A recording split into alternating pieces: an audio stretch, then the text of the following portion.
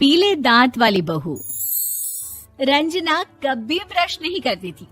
उसे कितनी बार उसके माँ बाप ने डांटा, लेकिन उसका कोई असर उस पर होता ही नहीं था, जिस कारण से उसके दांत पीले पीले हो जाते हैं। शादी के बाद।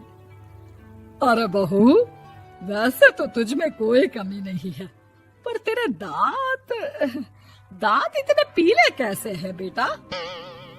कैसे मतलब? कोई सर्जरी थोड़ी ना कराई है। वो तो क्या नाम, मैं ब्रश नहीं करती थी तो पीले हो गए। अब क्या करूं? आप कहे तो लाल करवा लूं या फिर काले? यार ये क्या है, क्यों माँ से लड़ रही हो? लड़ रही हूँ? अरे मैं लड़ रही हूँ या ये बोल रही है कि दांत पीले हैं, पीले। अरे तपस्या थोड़ी ना की है इन्हें पीले करने के लिए। बकायदा ब्रश नहीं किया है 20 साल तक, तब जाकर।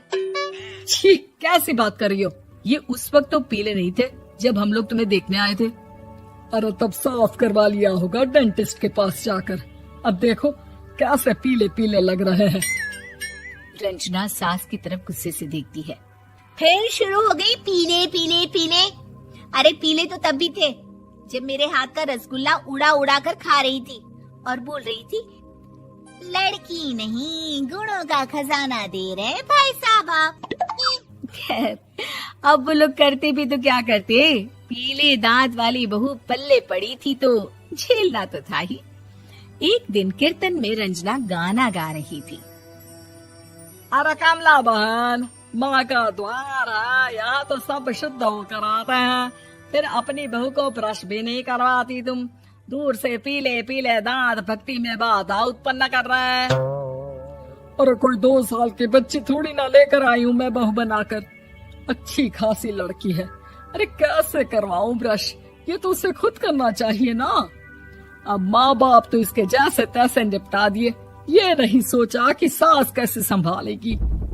सास बहू को लेकर घर आ जाती है, लेकिन सोच लेती है कि अब इसे लेकर कहीं नहीं जाएगी। अगले रोज बहू कहती है, अरे क्या हो गया, मंदिर नहीं जाना क्या? कीर्तन का वक्त हो रहा है। मेरी मधुर वाणी से कान्हा जी जागते हैं और सोते हैं। आप तो जानती है ना उनकी भक्ति में कितना मन लगता है मेरा। वो क्या है ना, तबीयत ठीक नहीं लग रही है मेरी, आराम करूंगी मैं। तबीयत ठीक नहीं लग रही? अभी तो मिथुन के गाने पर नाच रही थी आप, और अब बोल रही है कि तबीयत ठीक नहीं लग रही। अरे भक्ति में मन लगा लो सासू माँ, ऊपर जाना है, क्या मुंह दिखाओगी आप? हाँ? सास को बहू की बात पर गुस्सा आ जाता है। मैं क्या मुंह दिखाऊंगी, इसकी चिंता तो ना कर, समझी?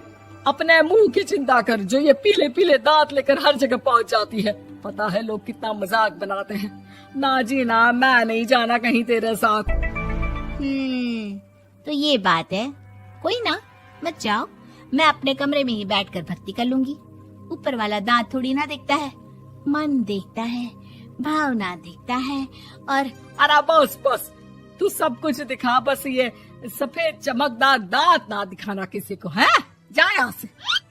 बहू को सास की बात का कोई फर्क नहीं पड़ता, वो तो जैसी थी वैसी ही रह जाती है। सुबह नहाकर किचन में खाना बनाना, फिर खाना खाना, कीर्तन भजन करना और सो जाना। एक दिन, माँ जी मैं सहेली के घर जा रही हूँ, शाम को लेट आऊंगी। हाँ, तो जाना, मैंने कौन सा तेरी आरती करनी है घर पर बैठकर। रंजना सहेली के घर जाती है, जहाँ वो पार्टी में जाने की तैयारी कर रही होती है। अरे शिखा, कहाँ जाने की तैयारी कर रही है? मैं गलत वक्त पर आ गई क्या? अरे नहीं यार, उल्टा सही वक्त पर आई है। मैंने ये साड़ी और ज्वेलरी निकाली है यार, शाम को इनके ऑफिस की एक पार्टी में जाना है। बताना कैसा लग रहा है ये सब? नहीं यार, इस ड्रेस के साथ तो वो वाली ज्वेलरी अच्छी लगेगी। हाँ, सही बोल रही है, मैंने ध्यान ही नहीं दिया। वैसे तो हमेशा से मस्त फैशन सेंस रखती है। तो बड़ा जाती होगी ना पति के साथ पार्टी में। रंजना कुछ नहीं बोलती, बस सोचती है कि यार काश ये बात सही हो जाती, पर मैं क्यों नहीं जाती पार्टी में? क्या इन लोगों की कोई पार्टी होती नहीं होगी? रंजना घर आती है और रात में पति से सवाल करती है, एक बात बताइए, आप मुझे किसी पार्टी में क्यों नहीं ले जाते? क्या आपके यहाँ ऑफिस में पार्टी नहीं होती? पति बेचारा क्या कहता कि दांत पीले हैं तुम्हारे इसलिए। अरे कोई पार्टी होती नहीं हम लोगों के ऑफिस में, तो कहाँ से लेकर जाऊं? और मार्केट, मॉल, कहीं वीकेंड घूमना, कहीं तो। अरे यार सारे हफ्ते में एक छुट्टी मिलती है, तो सोचता हूँ कि आराम ही कर लूं। क्यों? रंजना मन मार के रह जाती है। पहले कभी सास के साथ मंदिर जाया करती थी, लेकिन वो भी सास ने ले जाना बंद कर दिया। घर बैठी बैठी रंजना बोर हो जाती है। तभी उसे आइडिया आता है और वो मायके जाने का सोचती है। सासू माँ, 2 दिनों के लिए मम्मी के घर जा रही हूँ।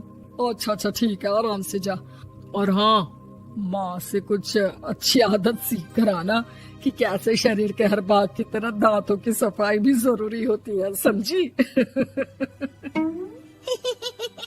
शुरू हो गई ना आप। वो लोग आपकी तरह नहीं है कि छोटी छोटी बात का बतंगड़ बना दे। उन लोगों के लिए मैं मायने रखती हूँ, ना कि मेरे पीले पीले दांत। रंजना माँ को बिना बताए उन लोगों को सरप्राइज देती है, लेकिन जैसे ही वो दरवाजे पर पहुंचती है, अंदर देखती है कि घर वाले कहीं जा रहे होते हैं। अब माँ, काश रंजना दीदी के दांतों वाली प्रॉब्लम नहीं होती, तो वो भी हम लोगों के साथ चलती ना बुआ जी की बेटी की शादी में। हाँ बेटा, लेकिन अब उसे कौन समझाए कि उसको उसके पीले दांत नहीं दिखते, लेकिन उसके आसपास के लोगों को कितना एम्बैरेसिंग फील कराते हैं।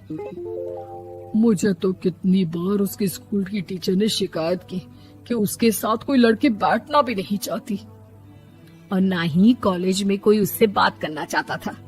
लेकिन पता नहीं क्यों उसे ये बात समझ में ही नहीं आती। कोई कमी नहीं है उस लड़की में, बस यही कि दांत पीले हैं। वो तो भला हो जीजा जी और उनकी माँ का, जो दीदी को जैसी है वैसे ही रखा हुआ है।